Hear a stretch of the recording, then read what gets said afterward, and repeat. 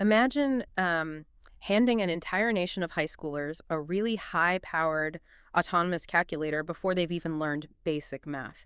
I mean, right now, today, staggering 81% of Sri Lankans are actually turning to artificial intelligence instead of a traditional search engine. Welcome to RTV Global Network. I'm Alex. And I'm Jordan. Today is August 10th, 2026. And this deep dive, well, it's designed specifically for you. If you've been feeling kind of overwhelmed by the sheer volume of information hitting your feeds lately, you are definitely not alone. Yeah, not at all. We are taking this massive influx of breaking local and foreign news, doing our own research, and basically acting as your ultimate shortcut to being well informed. We're going to navigate through an incredible juxtaposition of events today. Right. Like we're looking at Sri Lanka pulling in record-breaking foreign remittances while going through this jarring paradigm shift in how its citizens consume information. Exactly. And we're also going to map out some really tense global geopolitical standoffs and look at a historic solitary moment of triumph for Sri Lankan athletics on the world stage. It's the absolute definition of a complex, multi-layered reality. I mean, if you look closely at the sources today, you start to see the friction everywhere. Oh, absolutely. You have the local pulse of a nation beating at this frantic pace, just trying to modernize and survive, while the global tectonic plates of power, the very systems that govern international trade and diplomacy are, well, quite visibly shifting beneath our feet. So let's start right at the foundation of all of this, the human capital, the people. Because today, August 10th, marks the beginning of the GCE advanced level examinations in Sri Lanka. Yeah, that's a huge deal. It really is. And if you aren't familiar with the local education system, we kind of need to explain the scale of this. We are talking about 372,310 candidates mobilized across the country. Wow. Yeah, this isn't just a standard end-of-year test. It is a massive, high-stakes logistical operation that runs all the way until September 5. Right, the GCEA levels are pretty much the absolute definitive bottleneck for social and economic mobility in the country. It's a hyper-competitive sorting mechanism. Yeah, totally. This single exam basically dictates university entrance for the vast majority of these kids.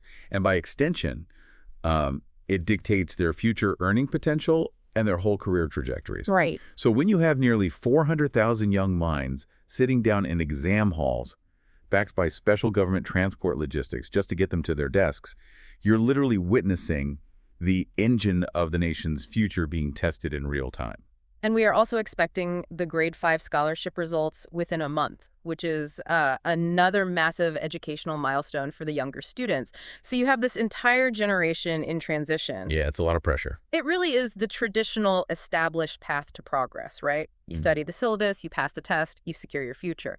But, and this is where that 81% statistic I mentioned at the top completely shatters the traditional narrative. Right, the AI stat. Yeah. While these students are sitting in silent halls with pen and paper, the broader population is undergoing this radical shift in how they process reality. 81% of Sri Lankans are now using AI instead of Google. Which is just wild to think about. It is. I mean, think about your own habits for a second. When was the last time you actually scrolled through a second page of search results to verify a fact versus, just taking a generative AI's first answer? It's a staggering behavioral shift. And I think we have to look at why this rapid adoption is happening, particularly in a developing economy. Right. Why now? Well, the president recently made a direct call for science and scientific research to drive economic growth. So there's this urgent, almost desperate push across the country to modernize, to sort of leapfrog those traditional slow development stages. And AI is that shortcut. Exactly. Yeah. AI offers that shortcut. You don't just search for a list of information sources anymore. You just ask an algorithmic oracle to synthesize reality for you. I have to push back on the word synthesize, though, because, it implies accuracy. What happens when the oracle hallucinates? That is the big question. Right. We know these large language models operate on probability, not truth. They just predict the next most likely word in a sentence. They can and will just confidently invent facts. Oh, absolutely. I asked an AI for a historical timeline the other day, and it completely fabricated a peace treaty that never existed, but, it sounded incredibly authoritative. Yeah, they're very good at sounding confident. Exactly. So if 81% of the population is relying on this instead of traditional search engines, they aren't verifying sources. Are we just completely bypassing critical information literacy here? That's the hidden systemic risk, definitely. When you transition from a search engine, which fundamentally just gives you a library of sources that you still have to evaluate, to a generative AI that gives you a single confident answer, you're essentially outsourcing your critical thinking. Right. And for a developing economy, this is a very precarious tightrope. On one hand, AI could theoretically transform growth. It can optimize agricultural supply chains, streamline coding for local startups, improve logistics. But if the foundational information literacy isn't there, you risk building a modernized economy on a bedrock of synthetic misinformation. Which kind of begs the question, how much faith can we put in synthetic automated intelligence when the physical human systems we actually rely on to keep us alive are in a state of absolute triage? Yeah, it's a sharp contrast. Take the healthcare sector. The Ministry of Health is urgently calling for applications for 8 allied health training courses. They're trying to recruit and train dental technicians, public health inspectors, prosthetists, entomology officers. These are the people tracking mosquito populations, by the way, and electrocardiograph recorded. Right, the boots on the ground. Exactly. This is the physical human infrastructure of public health. And building that workforce is undeniably vital. But you have to juxtapose that recruitment drive with the deeply alarming reports coming from medical specialists on the ground. Yeah, the drug regulation thing. Right. We have a statement today from a prominent medical specialist explicitly stating that drug regulation in the country has collapsed and that patients' lives are actively at risk. Stop right there, because this is the exact contradiction we really need to unpack. How do you reconcile that? It's incredibly difficult. You are training a brand new cohort of public health inspectors and dental therapists to enter a system where the very regulation of the medicine they'll use or oversee has allegedly collapsed. We're upgrading the hardware, the human workers, while the operating system has completely crashed. It's a terrifying paradox for the average citizen. I mean, the collapse of drug regulation isn't just some abstract administrative failure happening in a boardroom. Right, it has real consequences. Exactly. It means the mechanisms that prevent substandard, counterfeit, or unverified medications from entering the local pharmacy have broken down. You can have the most highly trained medical professional in the room, but if the regulatory framework above them is compromised, the medicine they prescribe might be useless or, worse, toxic. So you literally have a population embracing the absolute cutting edge of artificial intelligence on their smartphones, while potentially walking into a clinic where the regulatory safety net for basic antibiotics has completely unraveled. Yeah, exactly. And that systemic dissonance, it isn't just limited to healthcare. It's really the defining characteristic of the economic engine of the country right now. Let's follow that economic thread then, because if you look at the National Treasury today, they just hit a massive record-breaking milestone. Right, of the remittances. Yeah, foreign remittances.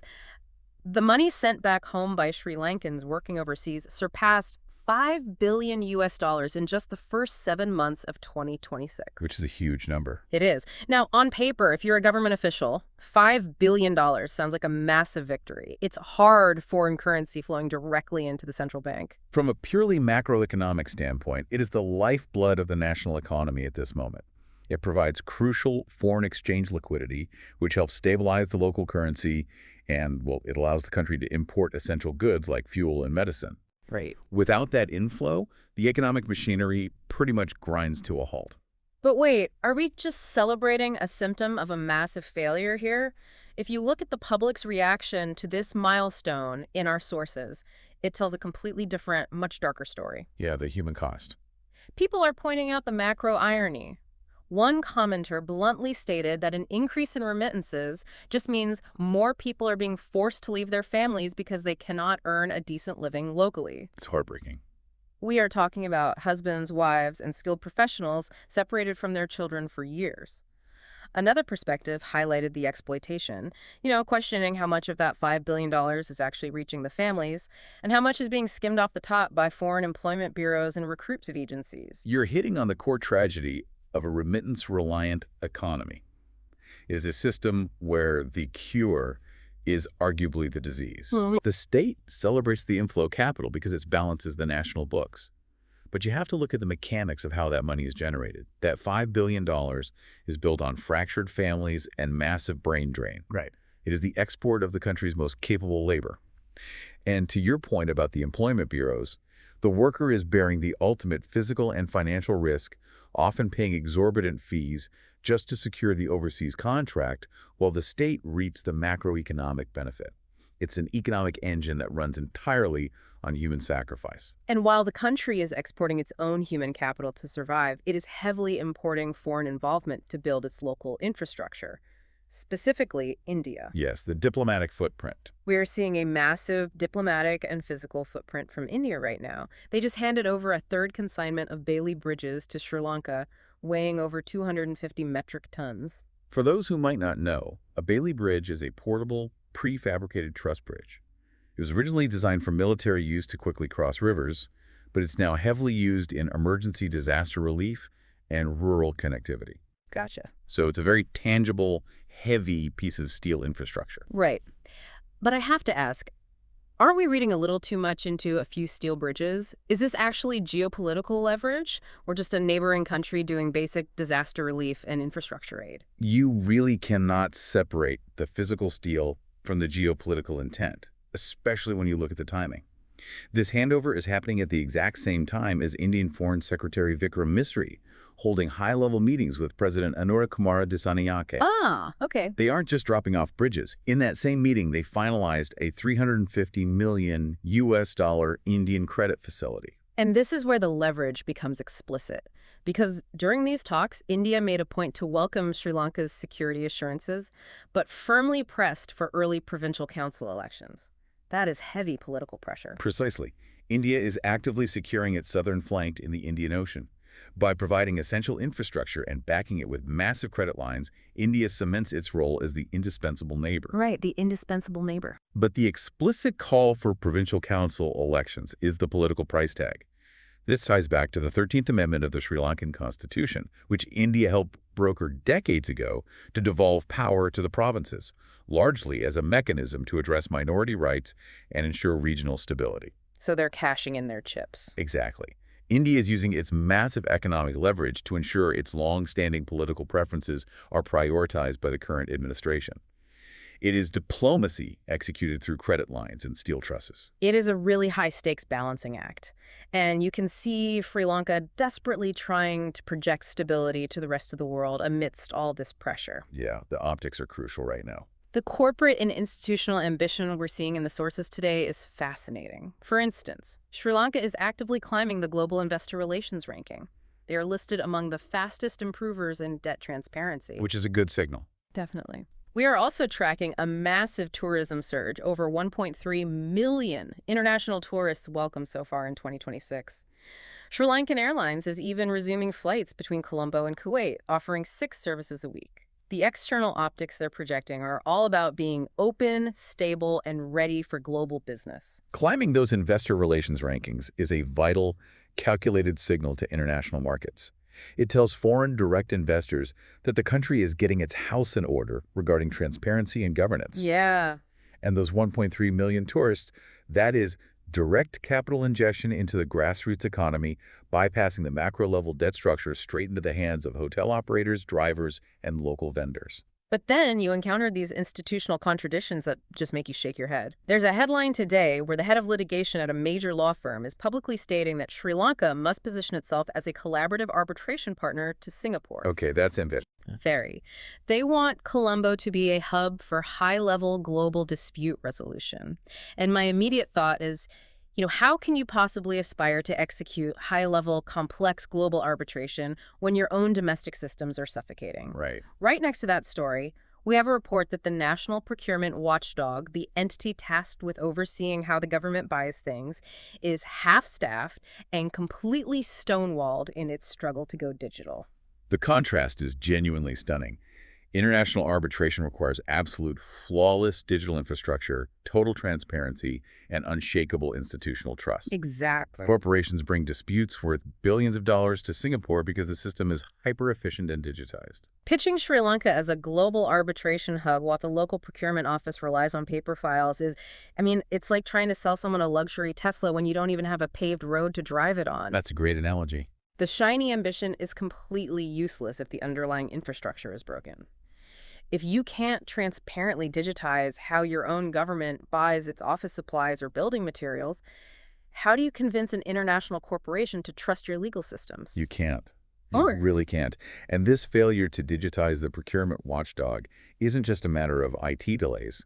Transparency in procurement is the foundational baseline for fighting state-level corruption. bec- paper can be altered. Exactly.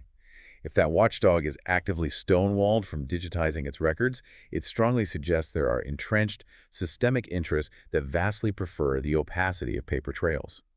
Paper can be lost, burned, or conveniently misfiled. Digital ledgers cannot. You just cannot market an arbitration utopia to the world if your domestic governance tools are failing at step one. And if the government can't even modernize a procurement office, it really begs the question of how they're handling the ultimate arbiter of truth in the country, the courts.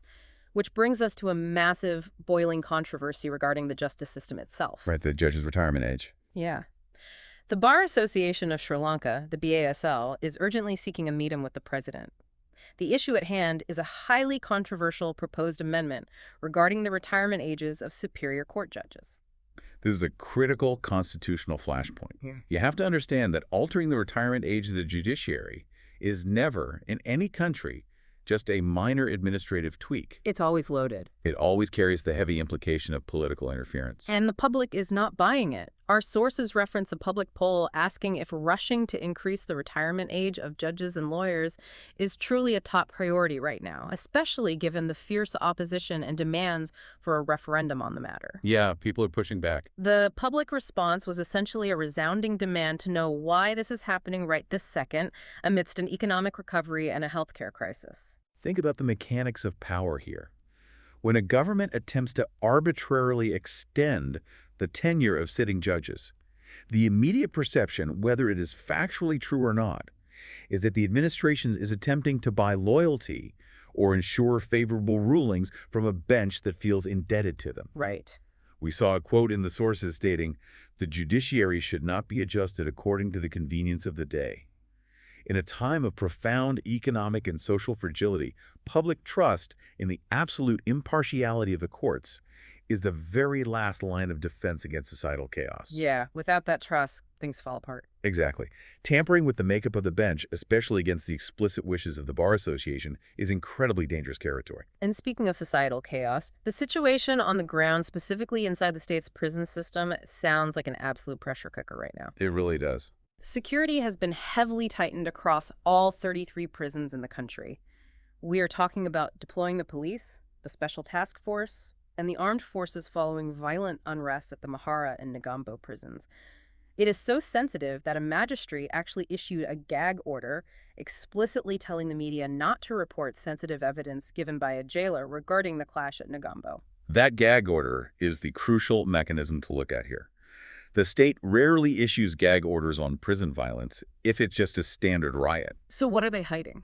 Well, restricting the jailer's testimony suggests that the unrest involves deep systemic corruption, perhaps gang orchestration from within the walls, or severe operational failures that the state simply cannot afford to have broadcast to the public while the system is already under immense strain. And you contrast that high security, lockdown tension with this fascinating piece of news from the police hierarchy. Former CID Director Sonia Basikara has just been promoted to Deputy Inspector General of Police. That's a huge move. For our listeners who don't follow local police politics, this is a massive elevation for someone who has been a deeply polarizing, highly prominent figure in investigating high-profile crimes over the years.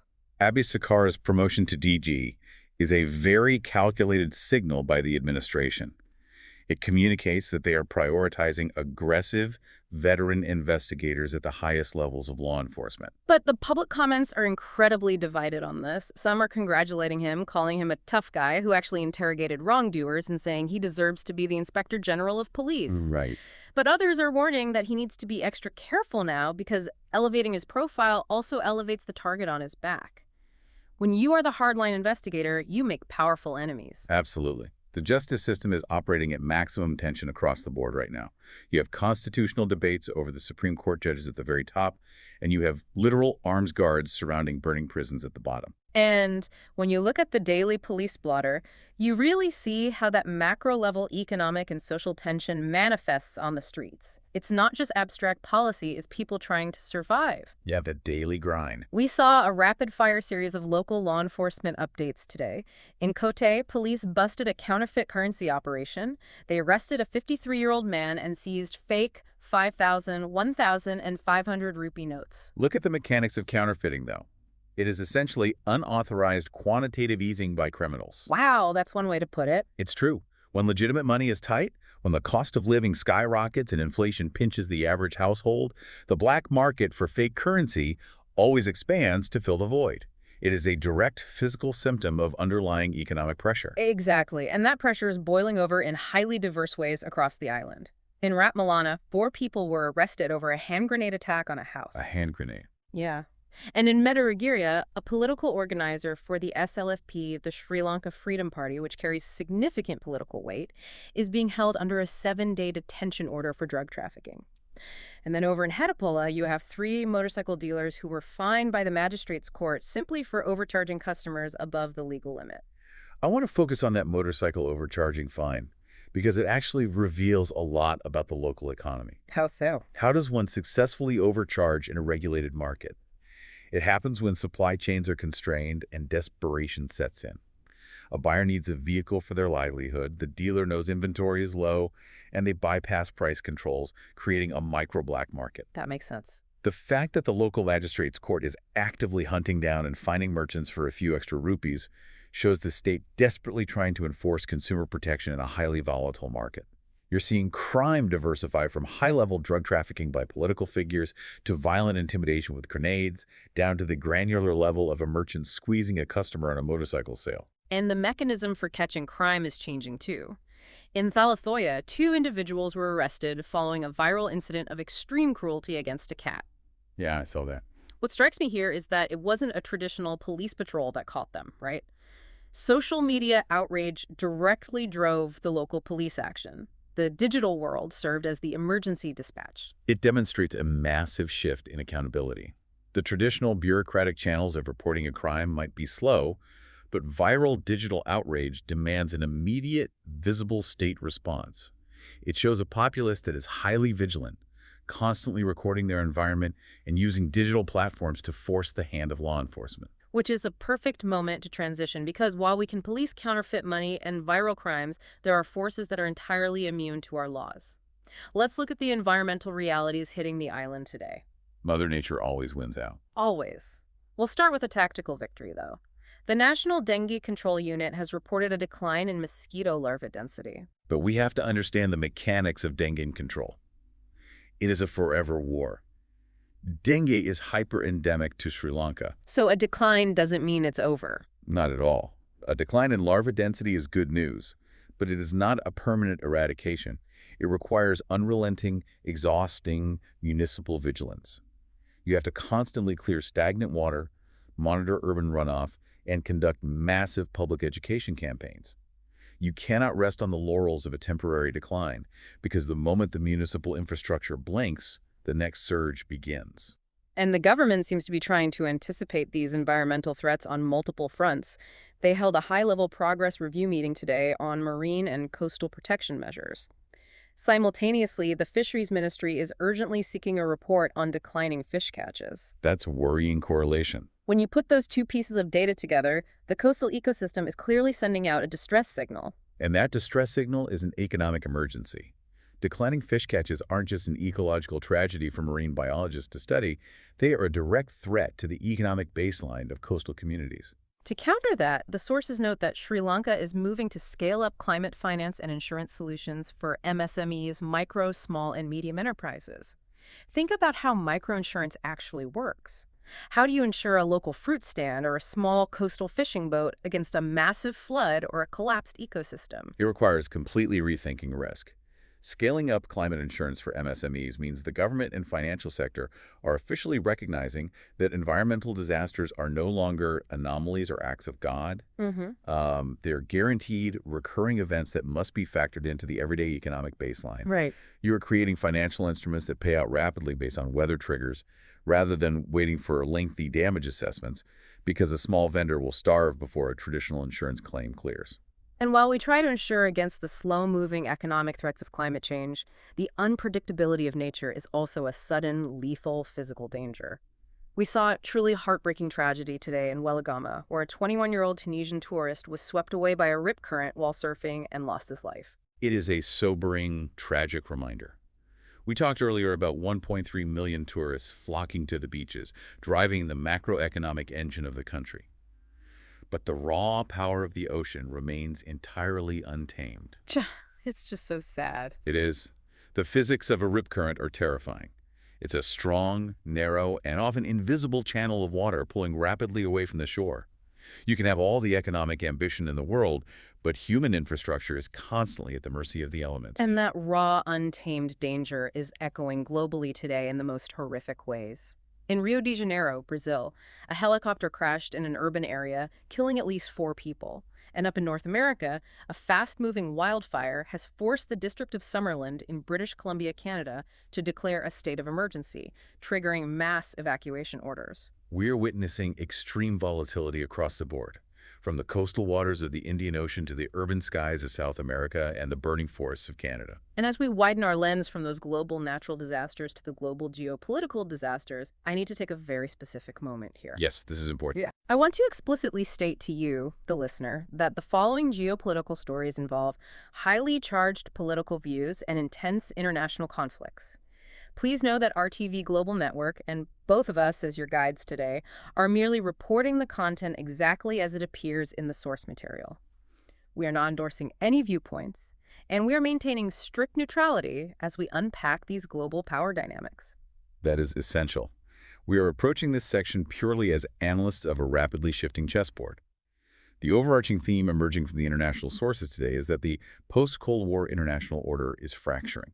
It really feels that way. Yeah, we are witnessing a definitive global power shift, characterized by the rise of powers like China and a very visible decline of the unipolarity, the single superpower dominance that we've seen helmed by the West for the last 3 decades. And the cracks in that unipolar order are incredibly visible right now, especially when you look at the Middle East. We have a major diplomatic development. Israeli Prime Minister Benjamin Netanyahu has explicitly rejected U.S. President Donald Trump's 15-point plan for Gaza. This is a profound indicator of shifting leverage. Let's look at the historical mechanics of this relationship. Traditionally, a comprehensive 15-point stabilization plan drafted by a United States president would carry immense, almost compulsory weight with an allied nation heavily reliant on U.S. aid. Right, it'd be a done deal. The fact that Netanyahu is willing to publicly and explicitly reject it signals a massive fragmentation in global diplomacy. So why is he so willing to say no? Is it just domestic political survival, or does he genuinely believe the U.S. lacks the leverage to force the issue? It's a combination of both. Regional powers are increasingly calculating that the unipolar superpower is stretched too thin, politically divided at home, and unable to dictate terms the way it could 20 years ago. So they're pushing back. They're willing to chart their own courses, defying the traditional hegemony of Washington.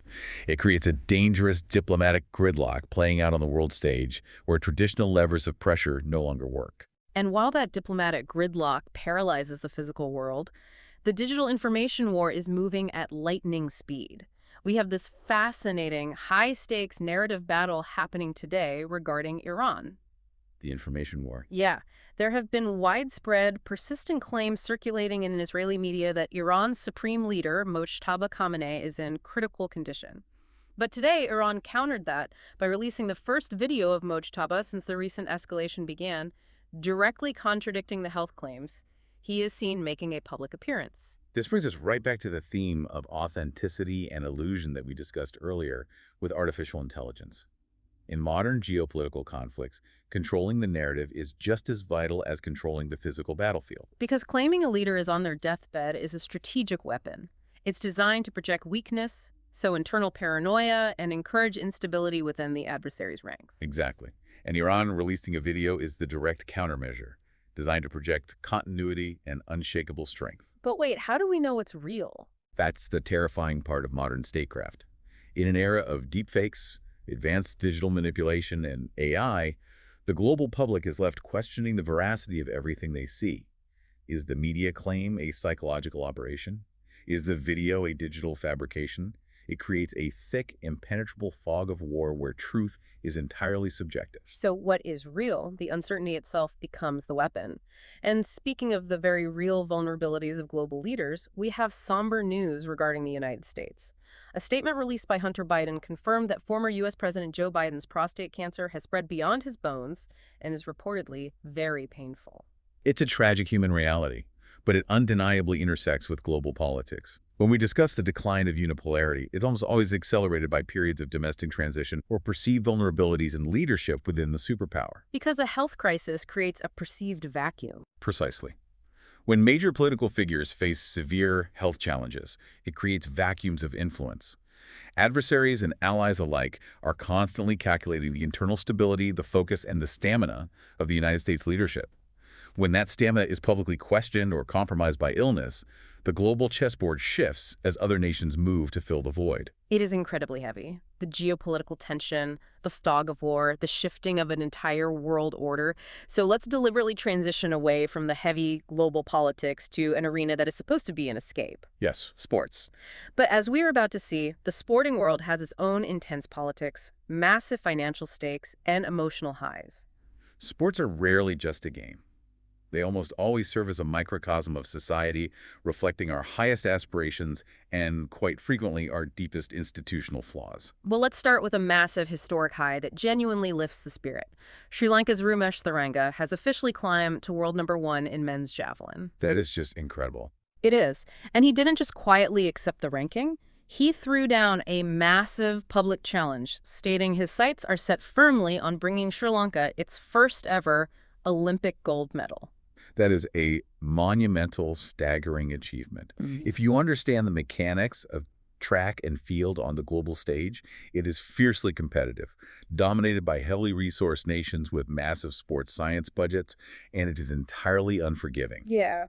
To climb to world #1 from Sri Lanka requires an elite convergence of raw physical talent, relentless discipline, and incredible psychological fortitude. I can't help but look at the analogy here. We've spent this episode discussing a country wrestling with intense economic strain, a collapsing medical regulatory system, and fierce political debates. And then you have this one athlete. The solitary nature of the javelin throw is just so incredibly symbolic.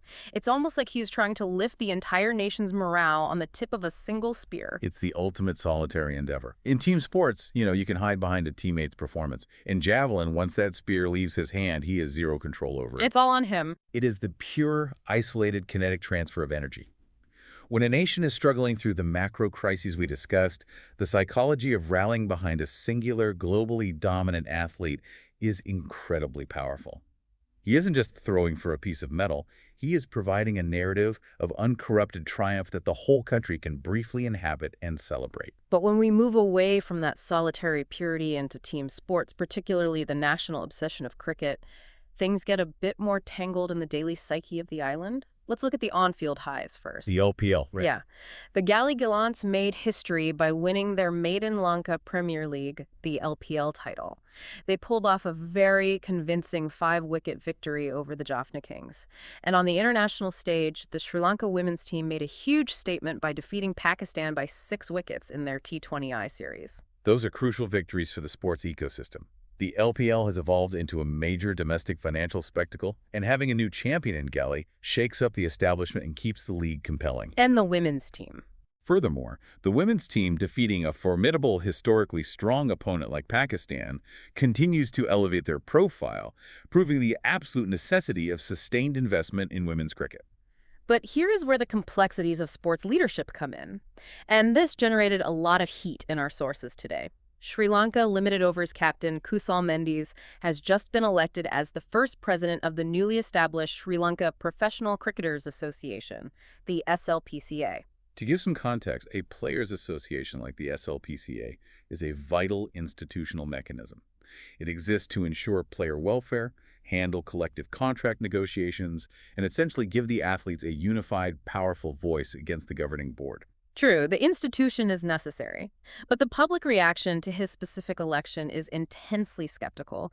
The comment section in the sources is absolutely brutal. Oh, I'm sure. One commenter brought up a laundry list of his past controversies, specifically remembering him breaking strict COVID rules while touring the UK, making vulgar gestures on the internet, and his involvement in a fatal motor accident. Another concerned citizen asked a very direct philosophical question. If a prominent personality is involved in wrongdoing, I cannot understand the integrity of the electing officials. People will question why.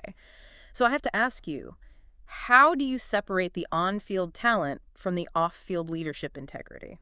The harsh reality is that you often can't, and that friction is exactly what the public is reacting to. Let's look at the mechanics of why he was elected. Okay. The players likely voted for him because he is the current captain, he holds immense sway in the locker room, and he understands the immediate pressures of the modern game. They see his cricketing authority. The public, however, views him through a much wider lens of past transgressions and societal responsibility. Because talent shields you from accountability. Exactly. When you are elected president of an association, you are no longer just a batsman tasked with scoring runs, you are a statesman for the sport. The public is questioning if he possesses the moral authority for that role. It perfectly highlights how in the ecosystem of sports, elite talent often provides a buffer that shields individuals from the long-term accountability expected of the average citizen. And it seems that intense competitive friction and controversy isn't just limited to the highly paid pros. Even at the local school level, controversy erupted at the Battle of the Queen's annual one-day cricket encounter between Princess of Wales College and Yasadara. Politics, disputes, and fierce rivalries really do permeate every single level of the game in this country. It shows how deeply embedded the competitive friction is in the sporting culture, right down to the schoolyard. It is taken incredibly seriously. But if you want to see true, high-stakes sporting politics where the money rivals the GDP of small nations, we have to look at global football today. FIFA versus UEFA. Yes. FIFA has released a highly defensive statement strongly criticizing what they call a concerted and ongoing effort to oust their president, Gianni Infantino.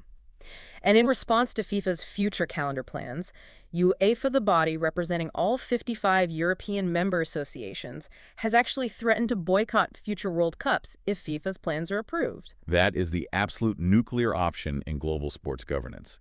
To understand the leverage here, you have to look at the economics. UEFA holds the vast majority of the world's elite footballing talent, the biggest clubs, and a massive portion of the broadcast financial power. So they have the upper hand. Threatening a World Cup boycott is not an empty symbolic gesture. It would fundamentally destroy the value of the tournament. It would bankrupt the model. It is a battle for the soul and the multi-billion-dollar revenue streams of the world's most popular sport. It shows that global sports governance is just as fraught, deeply political, and ruthless as the geopolitical chessboard we discussed regarding the Middle East and the U.S. And amidst all that high-level, billion-dollar bickering in boardrooms, the universe delivers a brutal, tragic reality check on the pitch itself. A freak accident occurred where a Thai footballer was killed by a lightning strike during a match. 12 others, including a Malaysian player, were injured. It is utterly tragic. And it brings us right back to our earlier point about the sheer unpredictability of nature. You can have all the intricate rules, the powerful governing bodies like FIFA and UEFA, and the multi-million-dollar stadium infrastructure, but at the end of the day, you are still playing a game outdoors entirely at the mercy of the atmosphere. A truly devastating moment for the global football community. And the football world is also in mourning today following the news that Jorge Messi, the father of Lionel Messi, has died at the age of 68. He was the architect, instrumental in shaping and managing arguably the greatest career in the history of the sport. Indeed. The loss of a foundational guiding figure like that ripples through the entire sporting world, regardless of what team you support. Well, after navigating through an incredibly dense hour of geopolitical gridlock, collapsing drug regulations, the economic realities of remittances, and profound human tragedies, we need a palate cleanser, something entirely detached from our current heavy reality. I think we could all use a moment of pure escapism right now. How about this? The most iconic symbols of power from the global hit television series Game of Thrones, the original dragon eggs used on set, are currently heading to auction. Bidding is already underway. Someone, somewhere in the world, is going to pay an absolutely exorbitant amount of real-world hard currency to own the physical, inert props of a fictional fantasy world. It's actually a fascinating psychological phenomenon if you break it down. Yeah. Why do we assign such immense, tangible monetary value to objects that inherently do nothing but sit on a shelf? Because they're cool. Well, yes, but they're made of resin and paint. They hold value because of the story attached to them. They act as physical anchors to a collective shared myth. Which brings us to a final thought for you to mull over today as you go about your week. We spent this entire deep dive circling this core recurring tension between what is real and what is an illusion. Very true. We talked about a desperate man in Kode printing counterfeit money, literally creating the illusion of wealth to survive inflation. We discussed 81% of a country outsourcing their knowledge to artificial intelligence, accepting the illusion of intelligence and certainty over the hard work of verified research. A geopolitical theater, too. Yes, the geopolitical theater of Iran releasing videos to counter claims of a leader's death in a modern information war. And now, people are bidding fortunes for fake dragon eggs. It all fundamentally comes down to agreed upon value. Reality is increasingly what we collectively decide to believe it is. Exactly. So my question to you is this. What does truth actually mean in your daily life when algorithms can write your emails, politicians can script their realities, and even the most valuable currencies, whether that is a 5,000 rupee note, a $5 billion remittance milestone, or a mythical dragon egg, only have the value we collectively agree to give them? Think about that the next time you ask an AI a question or look at a map expecting a simple, clear answer. Thank you for joining us on this extensive journey through today's complex realities. We appreciate you spending your time with RTV Global Network. Until next time.